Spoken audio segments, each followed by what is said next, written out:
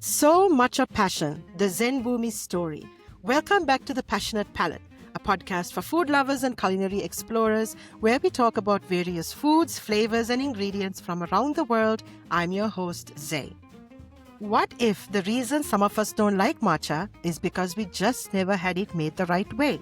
Today's guest is someone who's tasted hundreds of matchas, traveled to Japan, and built a business around doing matcha properly, built relationships with tea producers in Japan, and created Zenbumi, a brand rooted in quality, culture, purpose, and community. He believes most people who say they don't like it actually would. And honestly, after this conversation, you might never look at matcha the same way again. Welcome to the show, Adam Elhalaby. Thank you, Zay. It's such a pleasure to be here. And I'm excited to have this conversation. Thank you for being here. I'm so excited to have you on my show and get this conversation started on matcha. So let's start at the very beginning. Matcha isn't your main line of business, right? You have been in the elevator industry for years. Please tell us a little about that and how does someone go from elevators to matcha? Very interesting. I stumbled across the elevator industry completely by accident. Okay. I went to college for mechanical engineering, and as any college student would through college, I was frantically applying to jobs. And eventually, the one that took me up on my offer was an elevator company called Schindler Elevator. Okay. I've always been very entrepreneurial. At the same exact time, I've been kind of exploring what opportunities are out there. And so I started my career in elevators. I've been in the elevator industry pretty much since then. Sold elevators all across North Jersey, led sales teams across the Northeast, Awesome. and all the while, building my matcha business really out of a genuine interest and passion for what it is. Right. So why did you, I know you had also mentioned that you quit drinking coffee. What was going through your Oh. mind when the doctor told you that you got to start drinking coffee and give it up? Because coffee is like deeply rooted in our culture, Yeah. like in Egyptian culture and pretty much all Arabs, right? We been drinking coffee my entire life, and basically what got me through college was like Turkish coffee more than anything. Loved Really? making Turkish And that's coffee. very strong too. Very strong. And so Right. I wasn't really keeping tabs on how much caffeine I was consuming Right. because of just kind of young and not really paying attention. And I started getting like really bad heart palpitations, and it was really uncomfortable, and basically felt like I was like my breath was being taken away. And so my mom kind of forced me to go to the doctor, and I got checked up, and the doctor was like, "Listen, you got to quit coffee like Wow. right now." And she was basically recommending like ideally caffeine out, but if you really have to find something, you can try tea. And so, tea's always been part of, it's always been an alternative. It's always been something I drank when it was present. Since I have a very deeply ingrained morning ritual around the coffee and the tea, and what was kind of been like that for a really long time. And so I just remember like freaking out really. I more than know. I was anything, going to ask because you I was that. Like, didn't you panic when the doctor was like, you got to give up coffee? You're like, what? 100%, because I'm like, I love coffee. I I love all know. types of coffee. Right. And it was the juice that got me through school. So so when did you taste your first matcha? Like, what was that experience like? Yes, the first matcha I ever tasted was actually at Starbucks, because that's kind of where they're the only place that I knew offered it, and so I was Right. really curious to try it. And I remember like loving it. And there's a bit of an irony to it, because it was really sweet. It had this like almost like chocolatiness to it and all these things. Right. It's nice, but it sent me down the rabbit hole of kind of saying like, what is this thing? Exactly. And so I started doing research about it and discovering just how rich of a history matcha has. In general, I mean, it's over 1,500 years old, right? It's With a amazing. history dating back to like China before it even made it to Japan in the first Wow. place. But something eventually that kind of set me off, which is when I went to Starbucks one day, I again for the matcha, I said, "Hey, like, can I get it without sugar?" And they said, "No, I'm sorry, we already have it pre-mixed with 33 grams of sugar to 1 gram of matcha." Wow. And I was like, this is crazy. So That's a lot of sugar too. I- And if you're going to drink like that's 2 a day or something, forget it. like, I think one serving, apparently one latte was like 120 grams of sugar in it, just without any additional sweetener. So I started going to like all the Asian markets locally and look at like H Mart and whatnot. And then I Right. found like little tins of matcha, and then it was just every other one I tried was just like, it wasn't giving me the impression that Mm-hmm. this is the thing that had such a rich history. I couldn't understand it. Right. But that was like my first experience, and that's kind of where the rabbit hole started. Wow. Yeah, because I know you have mentioned that you have tasted over 300 matchas. And what separates bad, average, and exceptional matcha? So it's funny. When I first started, it became a bad versus good matcha Mm-hmm. conversation. So like as I started like studying more about matcha, I started to basically spend like really late nights um trying to find Japanese producers. So I guess if I was to backtrack a little bit, so I eventually stumbled upon like the famous like Japanese tea houses that produce matcha and like Okay. known for it. They've been making matcha for generations. And when I finally tried that, I was like, wow, this is the matcha that I've been like looking for. But it Wow. was extremely hard to get and it wasn't very easily accessible. Right. And I looked at it and kind of said, like, I'm really curious here. Mm-hmm. So I started making contact with producers all across Japan. I even producers in China, producers in South Korea, producers in Vietnam. And actually, matcha is, or call it green tea powder, right? So, and it's like there's green tea powder and then there's matcha, and I can elaborate on that later. But Right. many Asian countries do produce green tea powder. And so there was, I could actually send you a picture too. Like I had gotten all this matcha and green tea powder and I had like laid out like like my mom's entire dining table. And it just had matcha all over the place, tasting all of them. And over the course of basically 9 months to a year roughly, I had tried about My 140 goodness. different types of matcha all across like Japan, from different regions in Japan, Mm-hmm. from China, from South Korea, and from Vietnam as well. And then eventually kind of like found something that I really, really liked and was like, let me turn this into a bit like a thing. Let me make this Right. let me make this into a product. So that's kind of where the journey started to kind of go down kind of a separate path where I started to see it as a business opportunity as well. Right. Yeah, in the beginning, it was like bad matcha versus good matcha. And the reason is because like the majority of people are consuming matcha to drink it, right? And so when you consider good matcha versus bad matcha, you're really actually looking at like matcha has different use cases. And you have to imagine the tea plant itself is about like chest height. If I'm standing, it's like somewhere about this high. And the younger leaves at the earliest harvest during the springtime are Right. the most vibrant, the most flavorful, Wow. Okay. and those typically create the best drinking matcha. But you have to use all of the green tea. And so there is the bad matcha was actually just a kind of a byproduct of marketing intent where people were basically saying, "Oh, this is a great health product, right? This Right. is a great Right. health product. We can market this pretty easily. People don't really understand it, so let's go ahead and just take this confectionery grade matcha or this cooking It's matcha made for sad. like ice creams and Right. candies and all these things. So let's call it ceremonial, right? And then give it to people and tell them go ahead and drink it. Well, it doesn't taste good. It still has all Of the best, course. Right. Right. but so it's like, you know, what separates good matcha versus bad matcha is more like there's matcha that's good for drinking, and then Mm-hmm. there's matcha that isn't good for drinking. And typically, Wow. any bad matcha does a really good job in ice creams and shakes. Because it's concentrated. It's more concentrated. Is that why? It's far more bitter and far more sharp, or they would call it like like more astringent, right? And that Okay. astringency and that bitterness is what actually cuts through deep sweeteners Right. and dairy products Mm-hmm. to create that matcha flavor. Actually, the It's irony is like interesting. if you take like a really expensive, really high quality matcha and you try to make it into a cake, that's a bad matcha because it's not the Wow. right matcha for the right use case. Right. Because that matcha is so delicate and so sweet and doesn't contain any bitterness or astringency, it won't punch through any of those other items. So there is a point where matcha is so good it doesn't work in a latte, as an example, right? But there's also matcha that's like so bad you can't even drink it. I'm sure I would have drunk a few of those because you know what? I have never met anyone so passionate about matcha like you, and it's amazing to see how much like depth you've gone into to doing your research and traveling and finding out. Like when I first met you at the Jersey Halal Food Festival back in January, I was a little hesitant because I'm like personally, I'm not a matcha person. Okay. And I remember coming to your booth and you were so passionately talking about your matcha. And I thought, all right, because my kids love matcha, I said, okay, just give it a try. I took a sip of, I think it was the strawberry matcha that you made.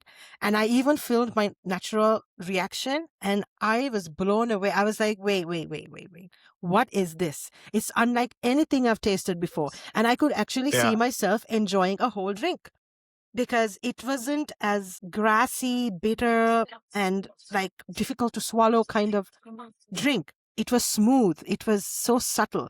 It was like the perfect drink.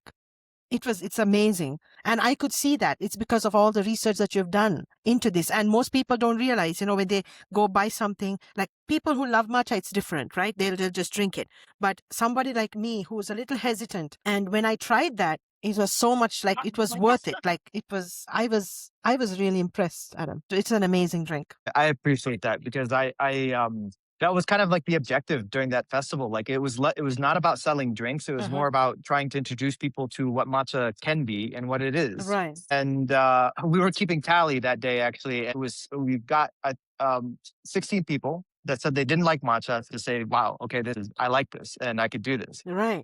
And that's, it does definitely help that like I've basically been importing matcha now for about 10 years. I've tried so many different versions from all over, especially now all over Japan, because I mean, at this point, the best matcha does come from Japan. Wow. And they've really kind of like perfected their craft, but it's also understanding like that different matcha from different regions, from different harvests, and different blends from different masters fit in different situations, right? And so it's like, how do you create something that is like worth enjoying, because if you're just, because there's matcha is a superfood. And that's one of the most compelling things about it. Right. It has the highest antioxidant content than any other food out there. The main benefit of it really is the fact that like, that green tea is healthy, but imagine eating the green tea, right? Imagine actually eating the green tea leaves. And that's what matcha is, right? But it is a wonderful thing, and I tend to get very obsessive about things that I enjoy, and this is one of those obsessions that's that just good. That's never passion. died down. Right, that's passion. So you went to Japan initially for manufacturing, not matcha, right? So what surprised you the most? Ooh, so I went on what was called the Japan Study Mission last year. Okay. And it was about lean manufacturing and the Toyota production system. So right now I work for a company called Snapcab. We're a lean manufacturing company that makes elevator interiors. Wow. So I'm still in the elevator industry, but actually work with the elevator companies to help kind of make elevator interiors one of their core competencies for their business, because it's something they typically don't pay attention to.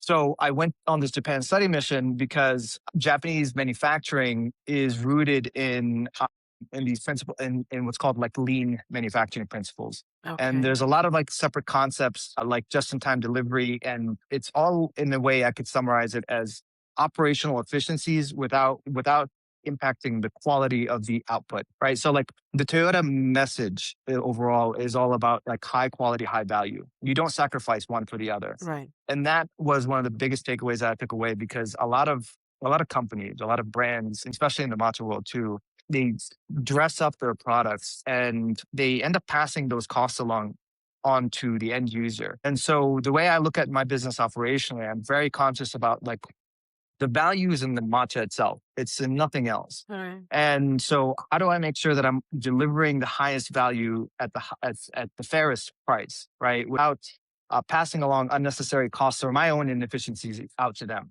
Right. Where it was like a lean manufacturing, the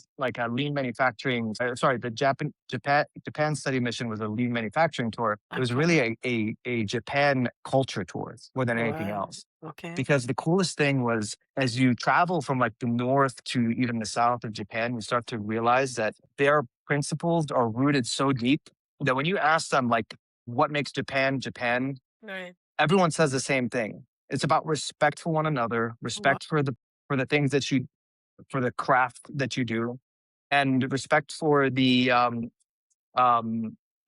for like literally the world and the people. It's not surprising when you go to like see the gardeners and they're sitting there with tweezers plucking away the imperfections from the garden, and that's just what they would do for hours, and they enjoy it. It was very, very fascinating. Because I was going to ask you, like, what did you see there that completely changed how you view business? And I guess it's that respect. right? Like doing things in an honest manner. Big time, big time. And just being very conscious about what you're putting out there to the end user. Yeah. Like the profits will come, right? If you're Uh-huh. genuine about what you're doing. Right. And if you're intentional about how you set up your operation so that you aren't passing along waste to the end users, you can have a business that can last a long time. It was one of the key phrases that I kind of took away too. It's like a business's responsibility is to stay in business for as long as it can. Uh-huh. And it's so subtle, but it's true that many businesses kind of forget about what it takes to deliver a high quality product and Right. also stay in business along the way. Right. And that's where Kaizen comes into play. I remember you had mentioned that. So for our listeners who aren't familiar with that, can you tell us a little, explain that in a simple way? And how does, yeah. Absolutely. So Kaizen just means continuous improvement. In other forms, it's also good improvement or good change would be another version of the translation. But I was introduced to Kaizen before even the Japan study mission because I've read a lot about Japanese culture and I came across Kaizen as a almost a cultural principle in Japan in general. So I was kind of looking at what the next little step you can take to improve is. It's not about what the massive transformation is going to be. It's about getting comfortable with wiping the table every Right. time you cook, right?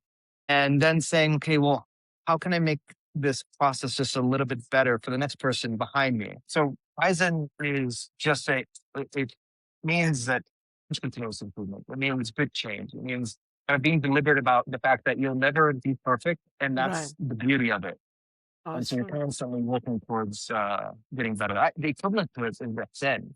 And that's why I also fell in love with it. Was kind of when I made that correlation, that Zen is all about striving towards Right. continuously becoming better because it was really kind of there's no ceiling there. That's very interesting. It Yeah. really is. So what can you tell us about the matcha shortage that's happening right now? Anyway, so the demand for matcha is not just a U.S. problem; it's global. And Japan is a small country and can only produce so much. And so the matcha shortage is less of a matcha shortage as it is more of a structural or restructuring that has to happen in Japan to meet the demand. Okay. For the first time, they ran out of raw materials completely that made up the matcha product. That raw material is Wow. called sencha, right? And so they segment different areas or different farmland to grow the matcha. Uh-huh.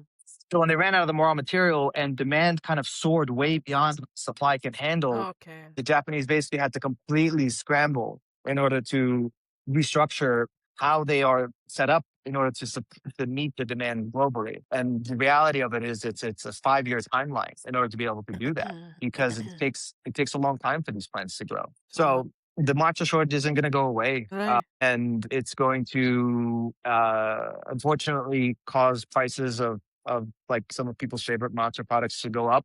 Uh-huh. There's already kind of like preliminary pricing this year coming out with raw materials up anywhere between 50 to 90% so far for some of the early harvests. Wow. It's Then rough on.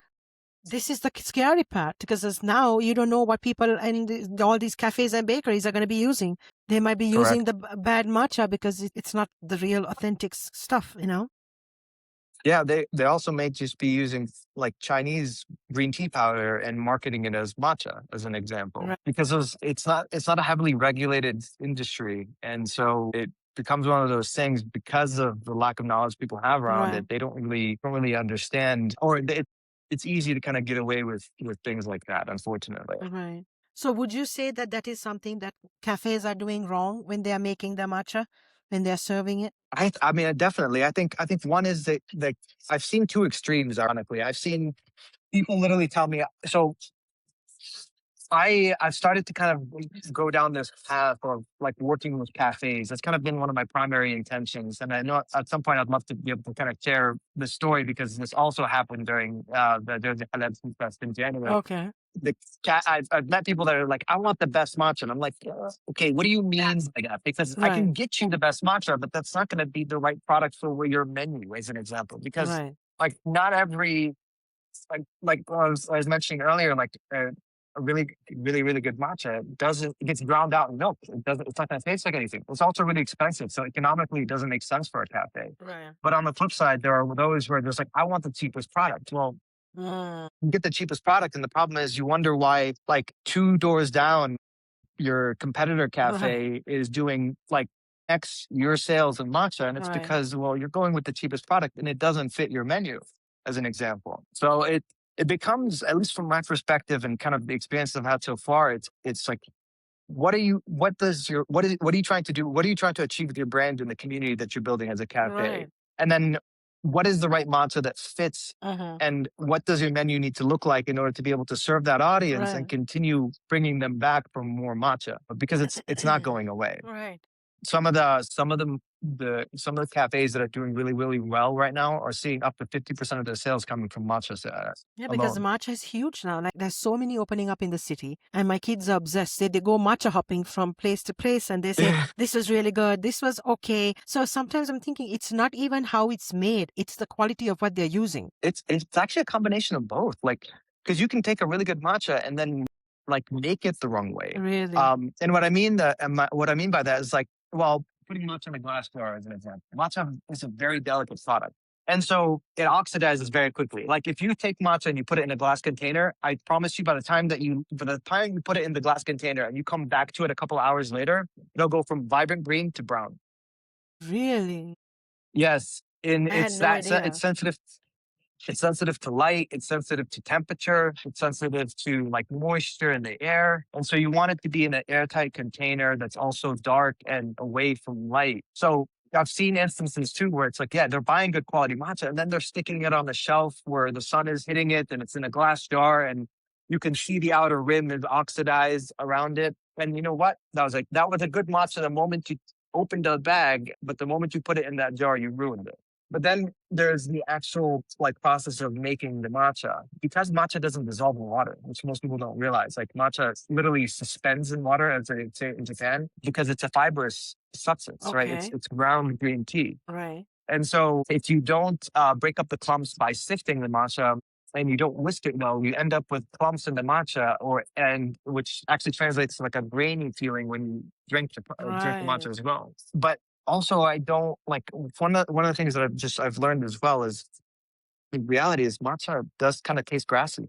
It does taste a little bit like seaweed. Right. But it doesn't take much to transform the flavor profile by just making subtle changes. And from like what I was trying to achieve during the Jersey Highlight Food Fest, an example, I was going in with a whole matcha and honey. And so we had, like, for me, I grew up, when I drank tea, I had honey in my tea. It was it's a beautiful combination. Yes, and it is. when you have a good product too, you don't have to douse it in sugar. I was deliberate about that. Every latte, every serving contained no more than 10 grams of sugar from the honey. And so I was experimenting, for example, with like honey blossom and chestnut honey. And so I made a orange blossom and chestnut honey syrup that went along with the matcha. And just that alone, for instance, transformed the flavor profile to make it enjoyable. Because on the other hand, I won't mention names, but like we had other folks who were doing matcha on site as well during that Jersey Highlight Food Fest. And people kind of tell me, it's like, oh yeah, it tasted grassy. Yeah, they were using a really high quality matcha. And they weren't doing anything to allow it to complement the milk or the latte. So you were basically felt like you were drinking a cup of seaweed. Right.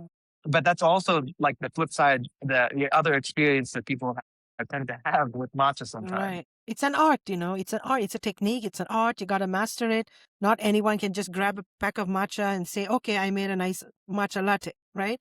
There's a procedure. There's a method of how it's done. So I know you were talking about how you're partnered up with Queen City Coffee Roasters in Plainfield. Right. So tell us a little about that. I know you love supporting Muslim-owned businesses, and that's awesome. Yeah, inshallah. It was actually that same event.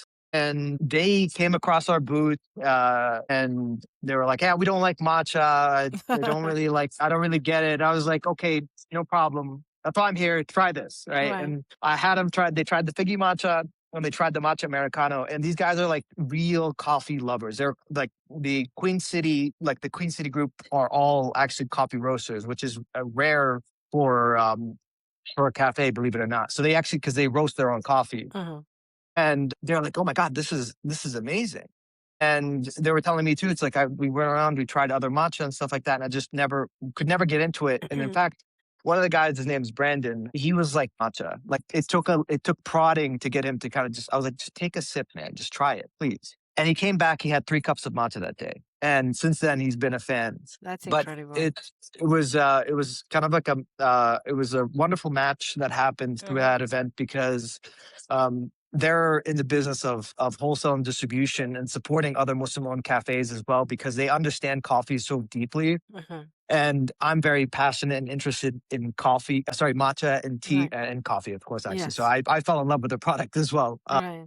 And so we've been working together basically to get Zenbumi matcha into other cafes across New Jersey, and supporting the Muslim community because that's my ideal customer first. I mean, Right. I want the Muslim community, especially because they're opening up, they are opening up these third spaces for people to come in and work and enjoy and have fun and like drink their coffee and drink their matcha. And I want to help them deliver like the best product for, the people that are going to be hanging out there all day, especially because more and more people are coming into matcha because they understand that it is a great alternative to coffee. I think it's a great complement to coffee as well. And so that's kind of That's where we're at awesome. this point. So we've been working together very closely, and they've been helping us get Zenbumi into cafes across New Jersey. That's awesome. How do you balance business successes with staying true to your value? Well, the biggest decision I've made is it's values first, more than anything. Values and vision, and that's kind of what I'm going to stand by. Because like Queen City wasn't just a matter of like this is convenient. It's because we resonated deeply on the values piece more than anything else. It's about doing work with integrity, understanding that like you're it is written by Allah at the end of the day. Right. And so you'll get what's given to you. And so like I've run into scenarios before the Queen City partnership where I've had people who are interested, but they just didn't resonate with the intention and the values that was Right. trying to kind of set forth. Because if you're looking for the cheapest product that's just going to fill in the void because you need a matcha on the menu because there's a demand on it, I'm not the right person for you.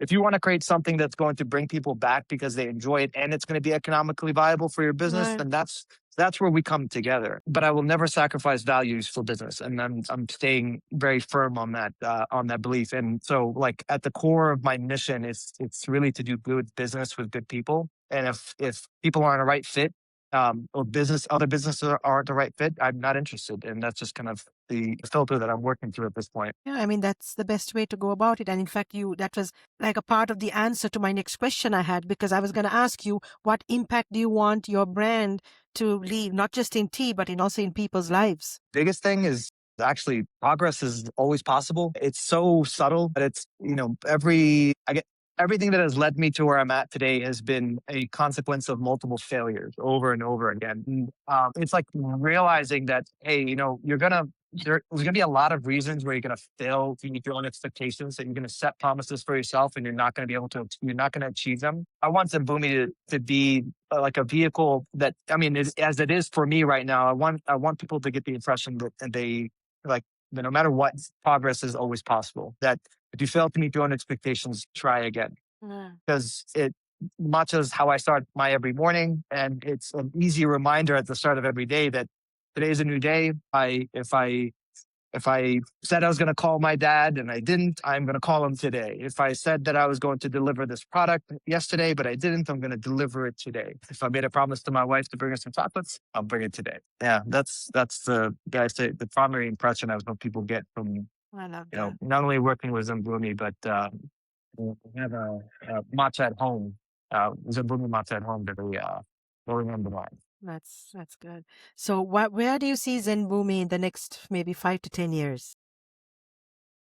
Inshallah, I see I'd hope to see us in over 100 cafes across the nation, inshallah. And I'm very passionate about this. Like, I have this long-term vision of being able to set up what I would call Zenbumi labs. Oh, okay. Because Zenbumi to me is not about just the matcha, but I do want to integrate tea. So it's also taking these like lean manufacturing and Japanese like operational principles and applying them to also help cafes succeed outside of just serving a product. Okay. Because there are a lot of like little nuances that really make or break the long-term success of business. And so there's like a lateral approach I want to apply. So I'd love to see myself being able to support other businesses in like menu engineering and development with matcha, with tea, how to introduce them to their audiences correctly, but also if there's an opportunity to support them in refining their operational setup by sharing some of the knowledge that I've gained through the Japan study mission and through what I do,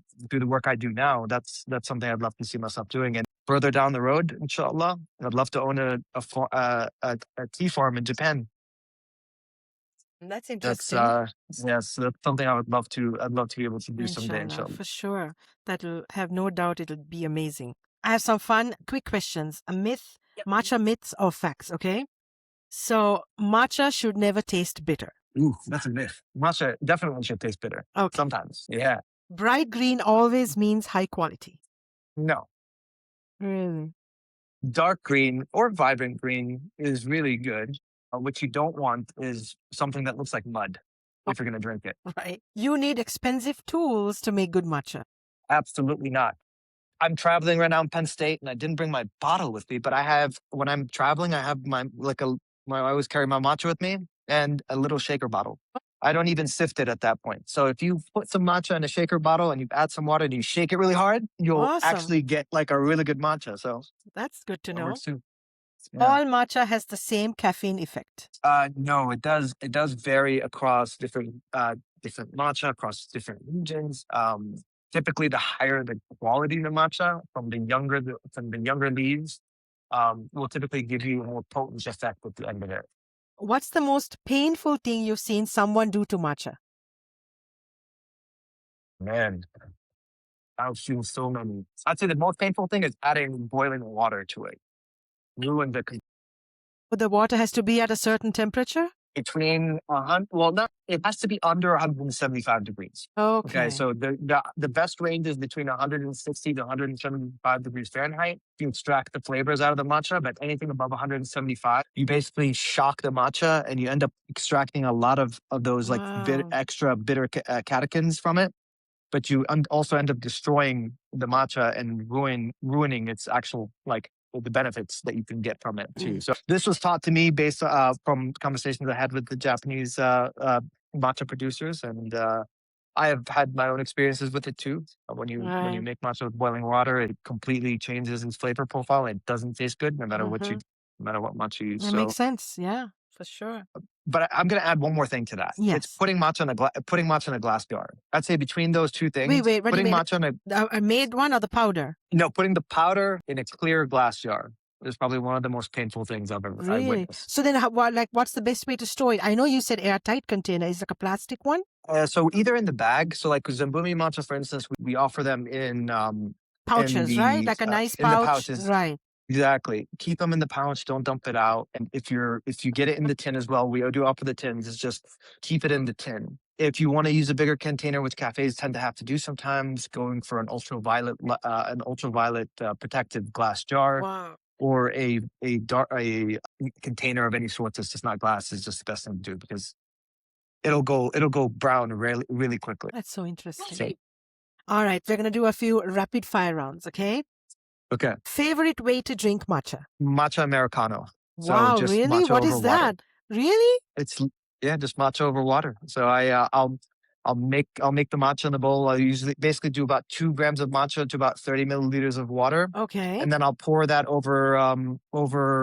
So it's actually an iced matcha Americano. So over ice and water. I never knew you could have matcha like that because I always see matcha lattes, hot or cold, but never an Americano, matcha Americano. That's interesting. Yeah, that's my favorite way. All right. One food that pairs perfectly with matcha. Ooh, I haven't thought about that. It had to be something sweet in general. Probably a cookie for me. Yeah, that sounds good. Yeah. Japan or New Jersey? New Jersey. Okay. I want to go. I would stay in Japan for 3 months out of every year if I could. Early mornings or late nights? Early mornings. One word to describe Zenbumi. Kaizen. It's all about continuous improvement. Okay. One habit that changed your life. Matcha. My morning matchas completely Wow. changed my life. If someone listening feels stuck in their life or career, what would you tell them based on your journey? If you fail to meet your own expectations, try again. It's getting up as many times as you need to get up and finding a new way or a new path. Even if you feel like you've let yourself down, that's more important than trying to get it right. I think that's great advice. I think it helps. I think that's something that everyone should apply to their lives and never give up I on hope so. something. Yeah. And what's one thing you want people to understand about matcha after this conversation?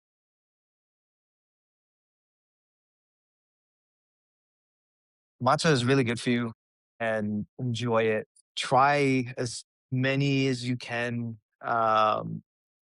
and use honey as a sweetener instead of maple syrup. Really? Okay. Wow. That's nice. Adam, thank you so much for taking your time out of your busy schedule to be on my show and talk about matcha. And you have enlightened me so much, and I have learned so much about matcha that I have never known before. I know at some point, my wife is working on her taco restaurant, Yes, so you'll be heard talking to about her. that. I'm excited. I can't wait to have her on my show too, so we could talk about it. And I Yes. can't wait to try because I love tacos. I love Mexican food. Absolutely. I'm very grateful and I appreciate you for having me on your podcast. And I look forward to seeing you do more of these. Thank and you so much. To crossing paths again. For inshallah, in the sure. future. I look forward to that too. And then where can our listeners follow you on your socials?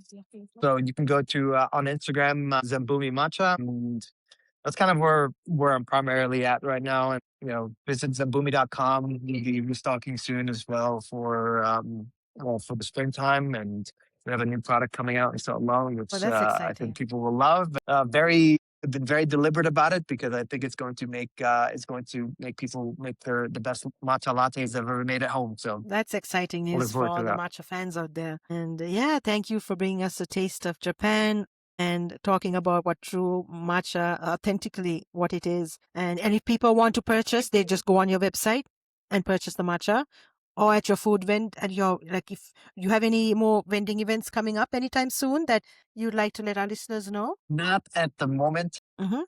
We're focusing on just supporting our Queen City and any onboarding any new cafes and just getting some Zenbumi matcha in as many hands as possible. So yeah, Zenbumi.com is the best place to find our products.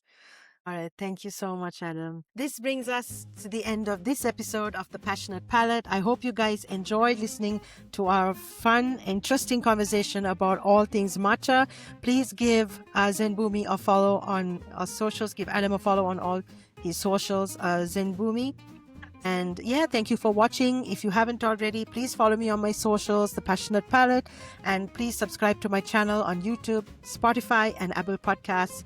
And your support means everything to me. And always remember, don't count the calories, count the delicious memories.